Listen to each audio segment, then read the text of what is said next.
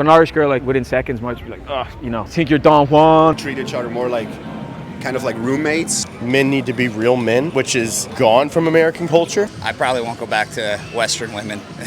I've spent a significant amount of time in Latin America and I've met a lot of Western guys, and there's definitely a pattern that I noticed. A lot of these guys are dissatisfied with the dating scene back home. Now, this isn't just a man thing. I've met so many women that are equally frustrated with the dating scene back home, and they're also abroad to find something better. But with men, especially Western men, this has become such a trend that it's practically a movement. It is actually a movement, and it's called the Passport Bro movement. So much so that there's an actual website for it. Now, I know the reaction of many of you is, ew, I absolutely hate those guys. I know this because these are the comments that I get under my reels that feature these guys that would classify as passport bros. In fact, it's those comments that got me thinking to finally breaking the silence and making a video on this topic. First of all, how do you spot a passport bro? Because let's be real, if it's just hating the dating scene in your country, I think most of us would qualify. But there's more to it. First of all, their goal is dating, not travel or work. While an expat may naturally meet someone abroad, a passport bro goes somewhere where their value naturally goes up. Places like Southeast Asia or Latin America, places where there are fewer men that look like them. They also tend to favor countries with big economic and cultural differences. Again, Southeast Asia, Latin America, and Eastern Europe are a great example because these countries have very strong gender roles. These men tend to lean more conservative and are looking for women with more traditional values. There's also a bit of a romanticized view of women in these countries and a dislike for women in their own countries. Now, this is a part where you'll expect me to hate on passport bros, but my take is a lot more nuanced than that. And also, instead of just giving you my opinion, I've also talked to a few guys in Playa del Carmen who you might consider to be a passport bro. I wanted to get their opinion on why they prefer dating abroad. By the way, a fun fact is that these passport bro reels are the ones that tend to go viral on my socials. Imagine being stopped on the street answering a couple of questions and suddenly you've blown up on the internet and you are getting tons and tons of comments with people tearing you apart without actually understanding the full context. I really feel for those people because once the interview is out there, there's little that I can do to control the comments or the hate that they get. Which brings me to this. Even if you don't go viral, your personal information might still be out there, and it's probably out there floating around the internet. Maybe years ago you signed up for some newsletter or you purchased something online or you use your information to book a flight ticket. Now, you may have forgotten about it, but your data didn't forget. And guess what? There's not much you can do about it. And this is where Incogni, the sponsor of today's video, comes in. I get so many spam emails. Just the other day, Toblerone wrote me and wanted to work with me. And of course, I get Apple, Nike, all these amazing brands just dying to work with me. Yes? No. And every other day, Facebook warns me that my main account is about to be blocked unless I take immediate action. But why does this happen? Well, it's because companies collect and sell your personal info to data brokers, and those brokers sell it to even more companies. And next thing you know, your email and phone number is just floating around the internet. Now, the funny thing is, these data brokers are actually required to delete your information if you ask them, but I personally wouldn't even know where to start. Now, this is where Incogni steps in and takes the dirty work away from you. You just sign up, tell them what you want removed, and they handle the rest. You even get updates when your info gets taken down, which is just such a nice feeling. It's like when you finally get around to deleting all the junk off of your phone or, clearing out the clutter in your room, and then you breathe so much easier. Take your personal data back with Incogni. Use code BORDERS at the link below and get 60% off an annual plan. So let's dive back in. Why are more and more men looking for love abroad, and do they deserve all the hate? Okay, what's your name? Colin. Colin, and where are you from? Originally Canada, but currently living here in Playa del Carmen, and I have a property in Medellin, Colombia. I'm Robin. And where are you from? I'm from Switzerland. Hey, I'm Paul from Ireland, Dublin, Ireland. Elena Philip. Where are you guys from? from Ukraine. Atlanta, Georgia. Why did you decide to go to Colombia? Girl. What is the biggest difference with dating Canadian women and, well, I guess that one Colombian experience that you've had? I prefer Latinas. Just the kind of like the more traditional masculine, feminine roles is more prevalent in like Latin America, I find. I probably won't go back to Western women. Men need to be real men, which is gone from American culture for the most part. If you're too manly, you're the, what is it? Toxic masculinity. Masculinity, yeah. So it's complete opposite. So you like this part about dating an Eastern European woman?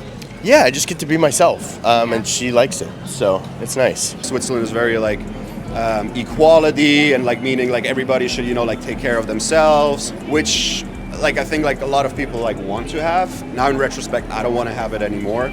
There's a certain dynamic when it comes to masculine and feminine energy also, which has its place and also like can cause tension, the right type of tension between. And I think a lot of that type of tension, let's say attraction, in Switzerland between couples is not that great. Like I spend a lot of time here in Mexico now, I spend a lot of time in Switzerland, and the dynamic between men and women and like the relationship, it's night and day. I like a more traditional masculine role, and it kind of just fits with like Latinas. I like kind of being the earner and provider, and you kind of do more of the feminine roles, like cook and clean and stuff, as bad as that sounds. Okay. But yeah, no, it's just kind of more traditional roles, I find. Americans have lost a lot of their cultural values. Eastern Europe, for the most part, has a very family-oriented kind of thing. Like, she's all about family. The wife will cook for the husband. In America, that's not a thing. I was telling her, like, my brother's wife cooks like 3 times a year. They just order Uber Eats every day. It's American women are very different. То есть ему приятно, когда ты ему готовишь что-то или как? Ничего ему не готовила на самом деле. Он не знает, как я готовлю. So she said she hasn't cooked for you yet. So. Yet. No. But are you waiting for that moment? Yeah, I want borsch.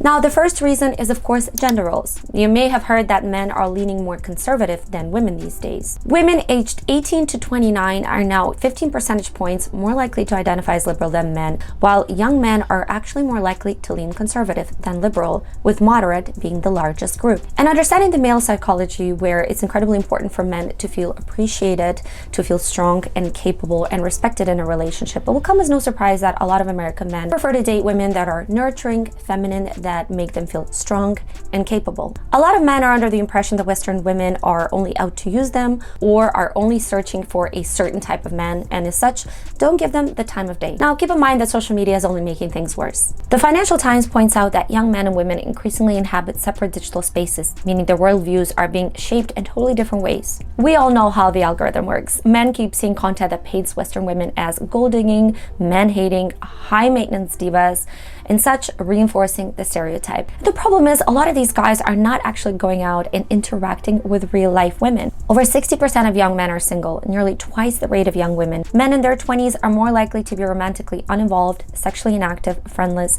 and lonely compared to women in the same age group. So if you're sitting at home alone and undersexed, with your phone being your only friend, your entire perception of Western women is of women who are demanding Birkin bags. I mean, it's not hard to see why dating abroad might seem more appealing. I'm not really attracted to Irish women anymore, so I'm more attracted to Asian women and Latina women. And I kind of feel like the feeling's mutual. Generally, I find their personalities not as effeminate and as sensual and sexual. When I talk to a Latina woman, I feel like super on fire, like really energized, high testosterone, and like just I could feel I'm giving good energy and smiling and joking and flirting, and I just get none of that from Irish women. You know, like sexual dynamic, I feel like is a thing. Treat each other more like kind of like roommates that just like masturbate with each other's body, so to say. Like Switzerland, like it's routine, you know, like you day in, day out, like because everything, like you're just kind of caught in that. It doesn't seem so passionate. It doesn't seem like the dynamic is as vibrant. The second reason is that we often crave the exotic. For a lot of men venturing out to these countries, they're looking for beautiful women with more traditional set of values. Maybe they feel more like a man around these women. And maybe, just like the Swiss guy Robin, they crave the sexual dynamics and the passion and the temperament that is not so prevalent in Switzerland. And in my opinion, there's not much of a difference with women who travel to Brazil, Italy, or Turkey in search of more romance, chivalry, or sensuality. After all, if you're craving that thing that you're missing back home, what is wrong with going abroad to find it? A lot of people will now argue that Western men traveling to poorer areas to find women is a slightly different story than women traveling to, say, Italy to find a man. And yes, there are definitely cases of older men specifically traveling to places like the Philippines or Thailand and finding younger women to date in those areas, in which case I find it gross and disturbing. Taking advantage of anyone's situation is never okay. I feel like with my physique and my look, right, I don't get anywhere like the credit I feel, being honest, I feel I should in Ireland. I don't get any compliments here, like with my blue eyes. I'm always like, wow, your blue eyes. Even like if Irish women watch this, I guarantee there'll be negative comments about me. I look too typically and talk like a Dublin guy. and it's just not sexually attractive to them. Like my cheeky jokes and stuff just don't land with them or whatever. But I feel exactly the same way about them. I feel like they're gonna go for the bigger rugby type look guys. 7s and 8s, say in Ireland, like certainly have a higher ego. Just don't look approachable to guys, whereas like you just see this huge range of beautiful women in Latin America that are totally approachable, and there's big egos from Latinas too, but less so. Now the next very interesting reason is supply versus demand. If you're a beautiful woman in a country like Russia or Ukraine, where there are more beautiful, intelligent women to men, some might argue that, but this is my opinion, then how do you up your chances of finding a partner? You travel abroad, less supply, more demand. Now let me give you a specific example. A friend of mine is Brazilian and she hates dating in Brazil, but not only that, her chances of finding a good partner are slimmer in Brazil. Why?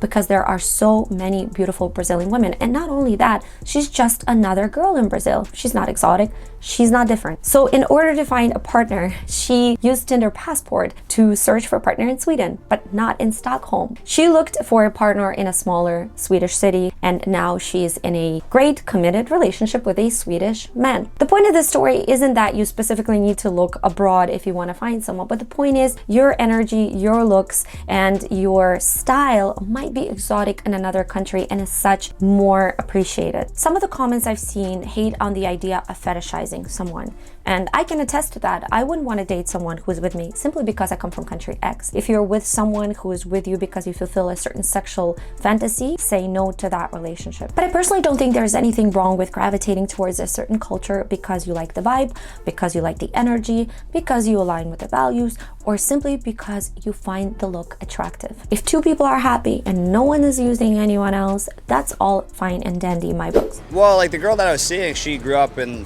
Manrique. If you know Manrique in Colombia, it's like a very impoverished area. It's a barrio like outside of Medellin. So she just was literally like grateful for everything. Like she didn't expect anything. She just worked hard for everything, and that was just something I appreciated. We worked together and got it, so I just really appreciated kind of that like humbleness, I suppose. Like I've dated women in like America and Canada, and it's usually you pay for everything, and then they also just want to do their own thing but not contribute in any manner, it seems like. So they're expecting you to pay for everything, and yet they're like, I'm a badass woman. Boss woman movement that boss bitch. Yeah, which is cool. Like if that's your jam, like all the power to you. It's just kind of not what I'm interested in. I noticed it a lot. Like I would take girls out to beautiful dinners, restaurants in like Miami, like LA, Canada, Toronto, stuff like that. And they're all I want is a thank you. And I think that's pretty basic from every guy. We just want appreciation. Like we'll take care of everything, just appreciate it. If I go speak to a Latino on the beach today, it'll allow me to be funny and get myself across. But an Irish girl, like within seconds, might be like, oh, you know, chill out, or like, oh, who you think you're Don Juan, or some kind of like real joke that just would not be funny to me either. And now we'll be at a clash. The last point I wanted to make, and one that I think is incredibly important, is that a lot of us get stuck in an environment where we start to feel invisible. In Toronto, Canada, where I am, for example, it's not normal to approach people on the street. So if you're a man wanting to meet a woman naturally, that can be incredibly frustrating. I can imagine how hard it must be for a man to approach a random woman only to get brutally rejected or even called creepy. And let's be honest, dating apps don't make it exactly easy for a lot of the men. Women tend to swipe on about 10% of the men. This comes from statistics. I didn't make this up. That's why a change in environment can make all the difference. You are in a new place, nobody knows you. You can reinvent yourself, you can take risks, you can flirt and get rejected, and that's totally okay. All in all, I'm not here to promote the Passport Bro movement. And honestly, I don't like the name Passport Bro. It does seem a little bit cringy. But I can understand the reasoning behind it. If you feel undesirable, like your love life isn't going anywhere, or you feel like whatever you're looking for is not available in your country, or at least you feel like it's not available in your country, there is no harm in traveling somewhere where you feel like your values align and finding your partner there. It's better than the alternative, which is growing bitter and resentful, locking yourself up in your home, choosing the virtual world over the real world, taking your own life, or getting violent. All of which has been on the rise with men lately. My motto is change your environment, change your life. As long as you don't use or abuse anyone, that is. Guys, I hope you enjoyed this video. Let me know if you want to see more commentary videos like this one. I'll see you next week, or hopefully sometime soon, for a new video, and as usual, keep breaking down your barriers.